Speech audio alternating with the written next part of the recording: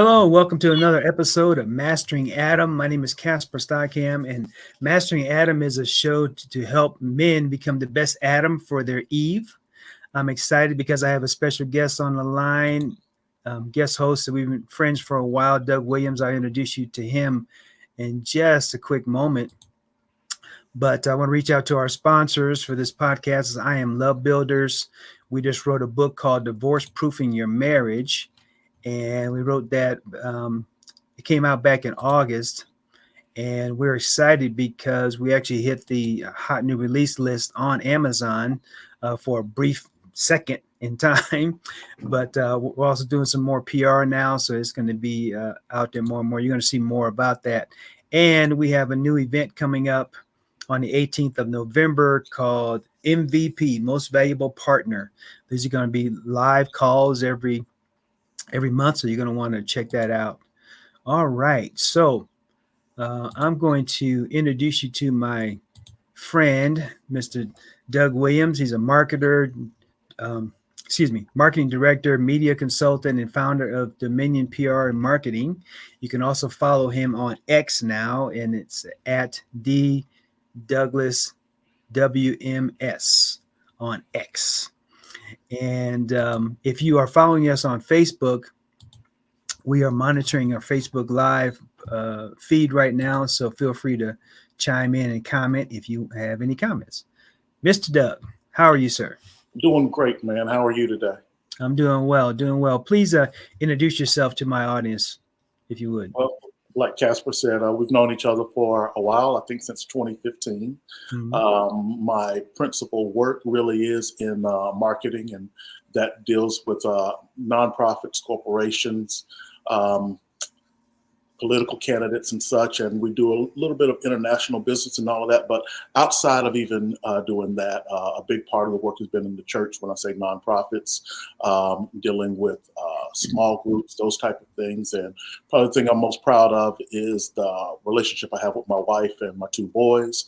So the business stuff is great. It pays the bills, but none of that matters if the family is not straight. Amen. Amen to that. And that's why I started this podcast, because we have a challenge in today's society with male men not being good fathers and husbands and providers and all the things that we know, you and I for sure, and our audience hopefully knows to be correct. So today we're going to be talking about the importance of never hesitating to do the right thing. Mm-hmm. And when you look at the biblical story of Adam and Eve, most would say that Adam did not do the right thing. He had several choices to make, and the choice that he made started the whole ball rolling of us being in a fallen world. Now, I've had some other guests on that threw a wrench into some of my thoughts on this, because I was like, wow, I was all prepared to really kind of blame Adam for where we are in society. Sure. But my other guests were saying, you know what? He felt that Adam and Eve was a love story. Okay. And that because of Adam's overwhelming love for Eve, because God created this perfect being for Adam, this perfect helpmate. Sure. And Adam loved Eve so much that, and he didn't stumble into taking a bite of the fruit. He knew exactly what was going on, because this is my other guest's perspective. Mm-hmm. He knew what was going on because he was right there. She said, because the word says she handed the fruit to him. So right. Obviously she didn't go find him. She handed it to him. So he must have been kind of there, or at least close by. Right. And he chose to join her in the fall because they were one. And, it's like if your wife does something in that moment, you're going to try to save her. You're not going to say, oh, I'm sorry, I'm going, we got you. You're going to try to save your spouse, save your wife. So in this case, he chose to take a bite of the fruit and join her in that state going forward, not knowing what it was going to be, but knowing that he'd be with her. What do you think about that? Well, I think what you're saying is true. We can call it a love story. Absolutely, Adam loved Eve, cared for her, thought she was perfect for him. But I think the bigger issue is the higher love, the greater love. Mhm. My first conditions are the ones set by God. Right. So if I'm going to lead, do right, be an example, no matter who is tempting me, I still have to say, hey, this is what we're supposed to do. Right. My love for you, and I think we got to look at the fact that society has viewed love very strongly, especially if you hit social media. They Mhm. viewed love as agreement. Yeah. You agree with this, and when you don't, somehow you don't love me. And I say love is me wanting your best unconditionally, Right. even if it harms me. Right. That's how I kind of practice love. I think that's what God did. He loved us enough, for even if it hurt him, he was going to show and display his love. As a man, I got to do the same thing. And that Mhm. means sometimes, no matter who's tempting me, something I want to do for my child, I shouldn't do, something I want to do for my wife, friends, Mhm. that's a temptation we're all going to get. And the only time you're able to really stand strong is when you say, you know what, my preference, my choice is to obey God first. Right. Right. So he definitely should have obeyed God and he didn't. But God had a plan, and a plan of Yes. redemption, and he had it all worked out ahead of time, and that gets into a whole nother thought process on, God knew what was going to happen with Adam and Eve before he even created Adam and Eve. So, Sure. so he already had a plan for it. Right. I know we were talking off the air about Do the Right Thing, and Spike Yeah. Lee had the movie called Do the Right Thing. Yeah. Yeah. And in the movie, his character didn't do the right thing. Yeah. It was it was a lot of racial tensions going on in the summer. Something was going on, in the community, Mhm. and there a riot broke out. Now, prior to that, he was working, had a job Mhm. at a pizza shop or Italian store of some type, Yeah. Yeah. and he had a job, he had a paycheck. Right. And when the riots broke out, um, he was right in the middle of it. Mhm. And there was a moment in the movie to where he picks up something. I don't know if it was a He trash picks up a can. trash can. Yeah. Yeah, he And picked throws up the it through trash. the- Yeah, he picked Yeah. up the trash can, and there's a moment to where he's hesitating to either do the right thing or the wrong thing. Right. So he takes the trash can and throws it through the window of the place he's working. Right. Right. you know, Yeah. and then it just kind of escalates from there, and they wreck the neighborhood, fires and stuff everywhere and everything. Sure. But what struck me even more than that, which was he did the wrong thing, which Yeah. was the next day, he stumbles into this destroyed shop, Mhm. and the owners are in there, and they're white, right? Italians. The And they're Italian. in, Yes. and they're in there sweeping up and picking up the glass and everything. And he strolls in there Mhm. and he says, "Hey, I need my paycheck."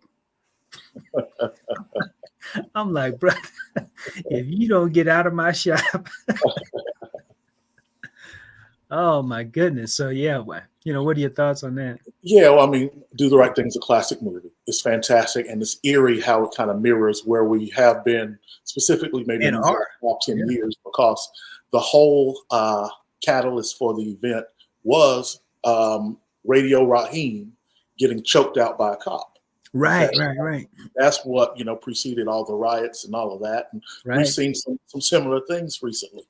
But no matter what's going on, there's this thing of there comes a moment for every man where you got to choose, and part of that choice is knowing what the repercussions are. There had been a lot of talk before with him in the movie as the character of which side he was on and what he was doing there. And once through the Mookie. trash can, yeah, Mookie. Once Mookie threw the trash can through the window, that's when everything boom. Okay, now everybody's in. Now I can certainly understand the frustration and all of that, what's going on. But what you have right there is somebody who did not consider what's going to happen now that we have these riots. What's going to happen now in our own community? And when you talk about the importance of doing the right thing, doing the right thing means once I know what to do, I have to make that move. Somebody said that every time delayed obedience is disobedience. Mm. As long as I know what to do and I'm delaying doing it, I'm in disobedience. Yeah.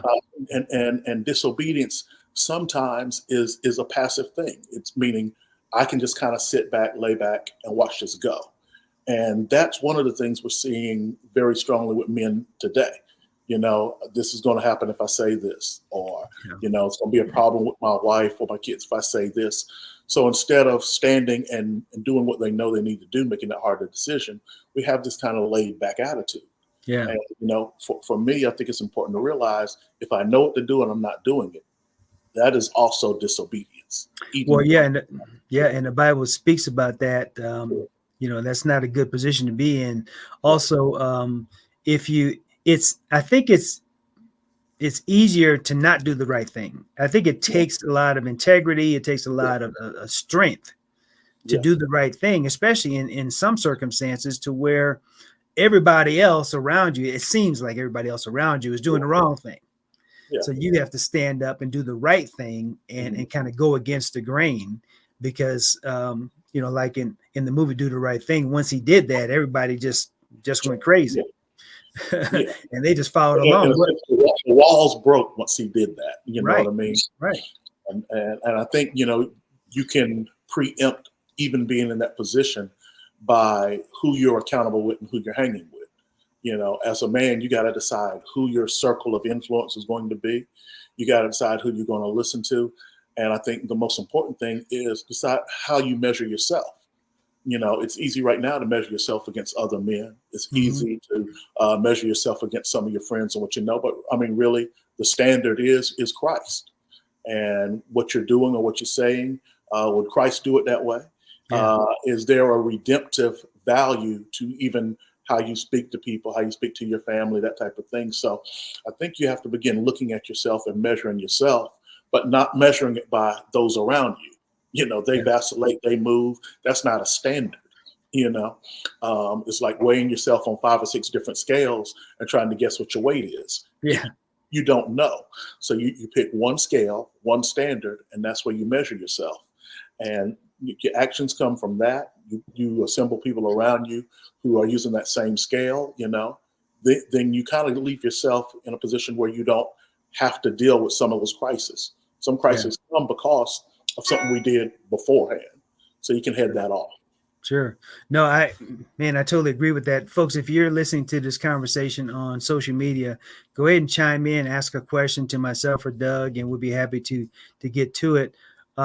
One of the another reason why I started this podcast, Mastering Adam, is to get that plumb line established, right? Get that base established. Sure. And as you mentioned, it's obvious the base for us is the word. Right? Yeah. That's the standard. Yeah. And then you go from there. The challenge is society has gotten out of alignment. Sure. And I have an image that kind of speaks to that. Let's see if I can find it. We have gotten out of this alignment. Sure. And because of that, all hell has broken loose. Right? Yeah. Our children are out of control. The family unit is destroyed. Obviously not all family units, but I'm saying in general, the family unit is being attacked for sure. Even manhood is being attacked. Womanhood is being attacked. People are identifying as other entities, even though it's clear they're not, and they have to. I put up on social media a couple of weeks ago. I said, look, if your body parts do not define your gender, then how does changing it make any difference? In other words, if you think you're a woman but you have male body parts, then how does changing it change anything? Because, right. If they're preaching that gender is more fluid, it's mental, it's not based as much on the physical. Yeah, what's the first thing they do? Go change the physical. Yeah, exactly. Yeah, and if you want to do that, more power to you.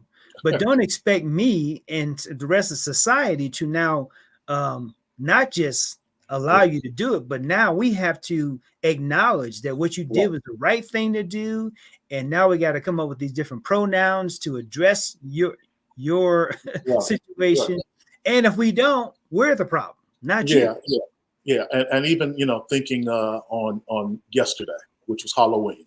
Yeah. And there's some Christians who are not fans of Halloween at all, and I certainly understand that. And there's some Mhm. that say, hey, my son dresses up like a transformer, go get some candy. It's not a big deal. Right. But when you're looking at some of those things, Christians haven't come out and said, we don't celebrate Halloween. You can't celebrate it. Right. We don't celebrate Halloween. This is how you need to feel about it. Right. We just backed up from it.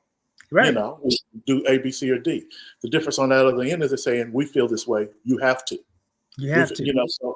So we're being told many times that we force our beliefs upon people when we can actually see an example after example that it's actually the other way. Yeah. And even the structure you just brought up, Mhm. Christ, the husband, the wife, that structure, of course, is being attacked. Yeah. Because it is biblical, but as a guy, as a man, I think it's real important how I demonstrate that. Right. In many cases inside of a Christian household, you have a man that says, I'm the leader. You have Right. a man that says, you follow me where we're going. Right. And, I never in my house walk around and say, I'm the leader.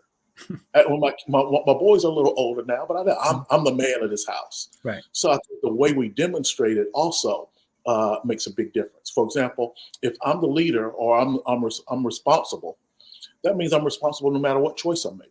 Right. When I picked my wife, there was something great about her, something fantastic about her that drew me to her. You know what I mean? Mhm. And it could have been the wisdom, it could have been the looks, it could have been any combination of it. Right. Some men say it's my way. And even if me and her are talking and she wants to do something I don't want to do, there's a wisdom to her that I should respect. Every time it doesn't have to go my way. Right. I'm responsible for the choice.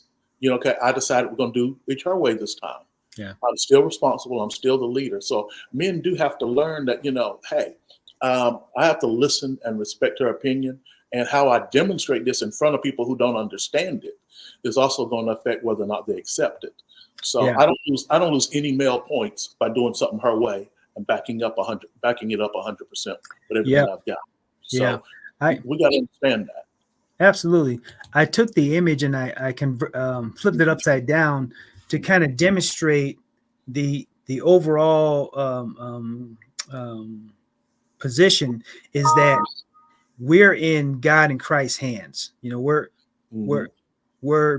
being cradled by God and Christ, and the family is being cradled by the husband, who's being cradled by God and Christ. So instead of it being top down, it's my way or no way, I'm the this that, no, I'm supporting you. Right. I'm your base, I'm your foundation. Good. Right. I'm your provider. So as long as I am in my role providing for you, you're good. And the same with the wife and the children, right? They're all, I'm supporting them in that effort. So it doesn't mean that it's always my way or my decision. I'm supporting different things that are going on. My children aren't going to be lockstep with everything that I say and do. Right. But I need to be the supporting mechanism for them as they go through life. They're gonna have their own ups and downs and challenges and so forth. Right. And now, as a great grandfather, I'm looking at this even more of a supporting mechanism to where I need to be there for my grandchildren and my great grandchildren. Absolutely. Yeah. And you need to be there. I mean, displaying the wisdom and everything that you have. Yeah. Over time, so sharing that, one of the things I'm really proud of as a father is that, my kids grew up with me coming into their room at night, reading them a story. Yeah. Or making up a story. Yeah. Praying for them, almost every night. Right. Because I wanted them to have the connection that spirituality is not just a woman's thing. You kind of hear that even a lot of guys in church. Yeah. Back, this, that, and the other. Let them do this, let them do that. Right. I wanted them to see all that stuff actively coming from me. I'm the one that taught them the Lord's Prayer and all of that. And so all of that was something that I felt like it was important that they remembered. My dad sat down and did this with me. So for me, leaving that legacy or that imprint on them is not necessarily what I do outside of the house or titles or whatever people have given me, because I can't judge myself as a good father or a good husband based on my feelings. I can't come Right. to you, Casper, and say, I'm a great dad. I'm a, I'm a great husband. You Mhm. know, my wife has to say that Right. because that's who I'm a husband to. Right. You know, so that's who has to judge that for me. So Mhm. I got to serve them first. You know, and I don't want to do one thing in the house and something else outside. So no matter what you're thinking, don't judge yourself. You know, any man that I'm talking to, the people around you in your home have to say, "Yeah, Dad was great, Mom That's was how you great." know. You That's know, how you know if you're doing the right thing right, is how the people, the closest people around you, how they feel about you. At right. the end of the day, when um, I, I always use this as an analogy. So I open the car door for my wife, Okay, and and whether people do or don't is up to them. But I open the car door for my right, wife, but I don't do it in the church parking lot only. Right? right. I Absolutely. do it in the garage when the garage Yeah, door is closed. Nobody even sees it but her. yeah, Right? yeah, yeah. So to your point, when my wife is having a conversation and somebody says, Casper, always bragging about opening the car door. Does he really open the car door for you in the garage? Now, Yeah. if she says no, Right. then Yeah. my credibility is shot. Right. Right? Right. Right. Yeah. Yeah. And it's important for a man. You know, I believe in opening the car door for my wife. Mhm. Absolutely.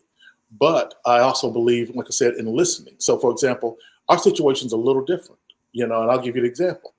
Um, my wife, I told you before, she's from Maine. Mhm. She's used to the cold. She Mhm. likes the cold.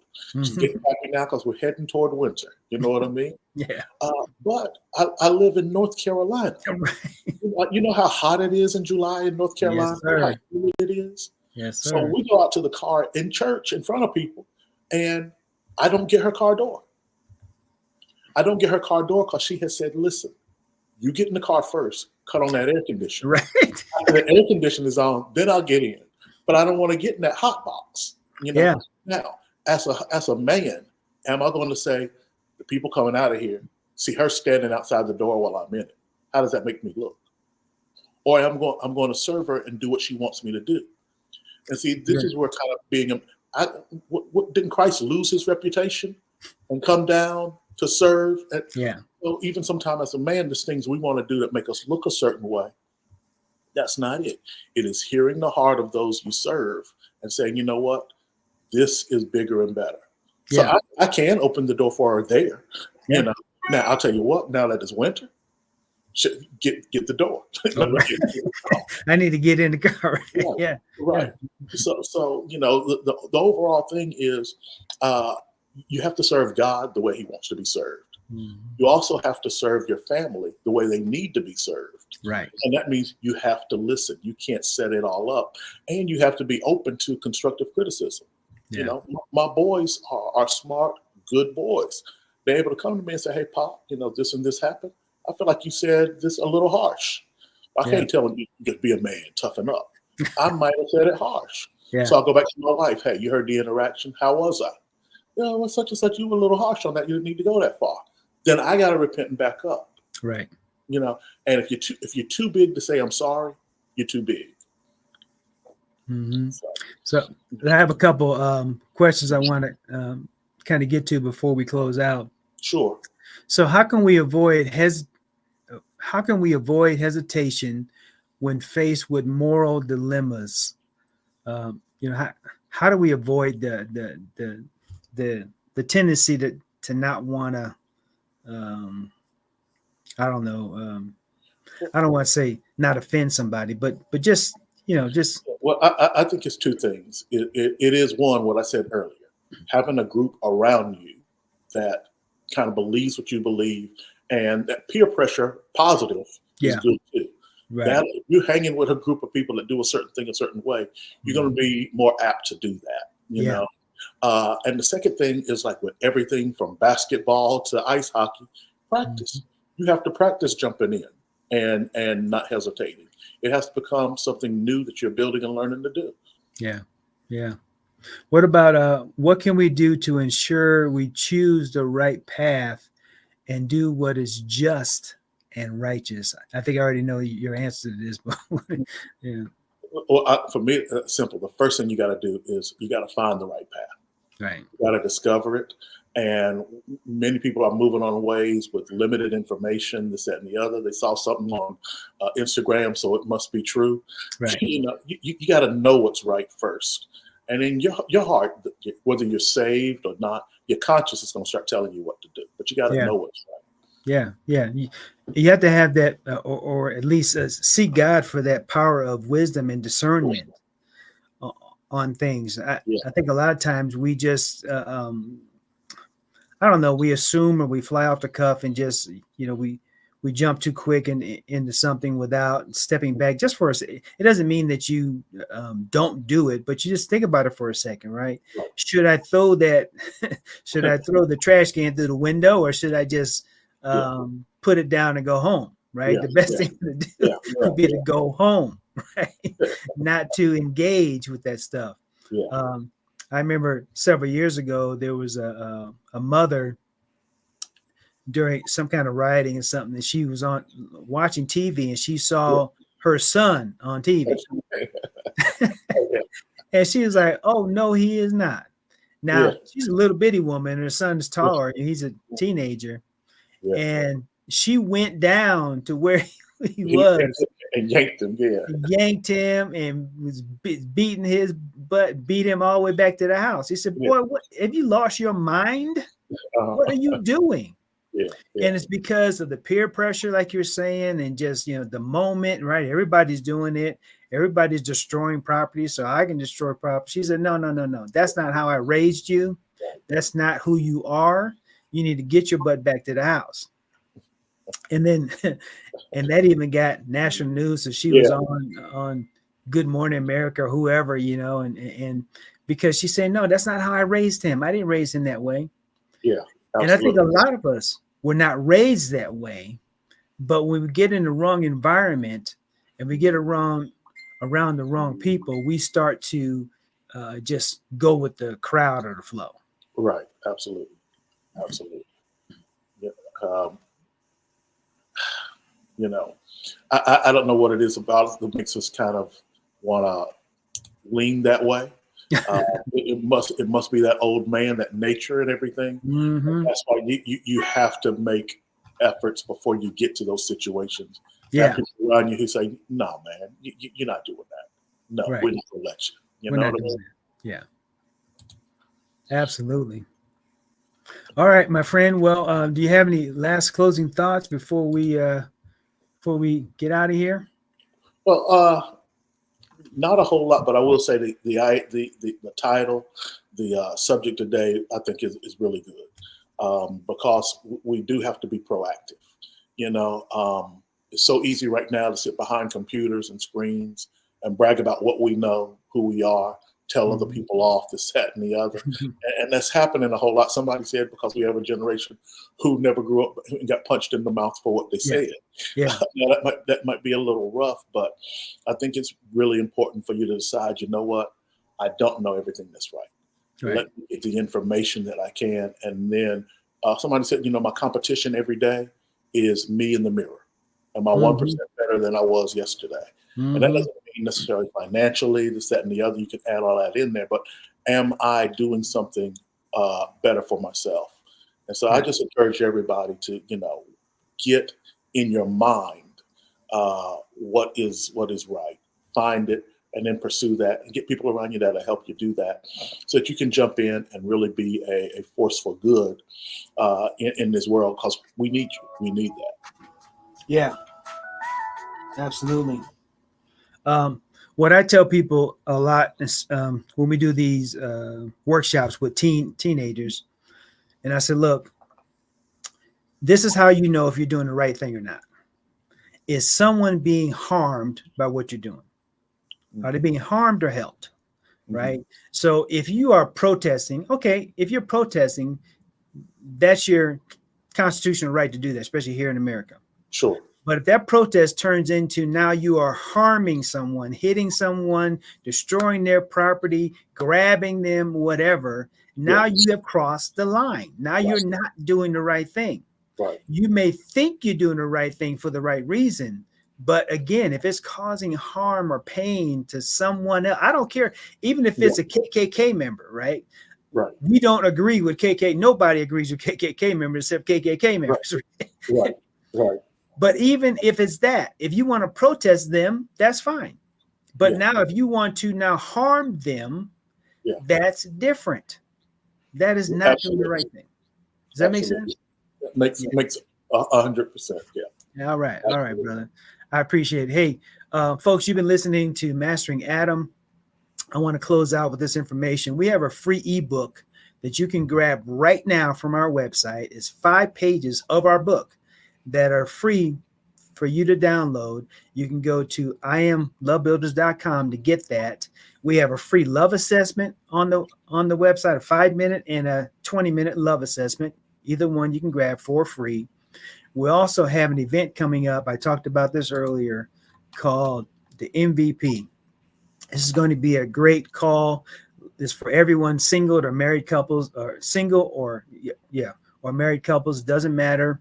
It's going to be on the 18th of November from 10 to 11 a.m. Mountain Standard Time. You're going to learn how to divorce-proof your marriage. You're going to learn how to reignite your relationships. You're going to learn how to master better communication.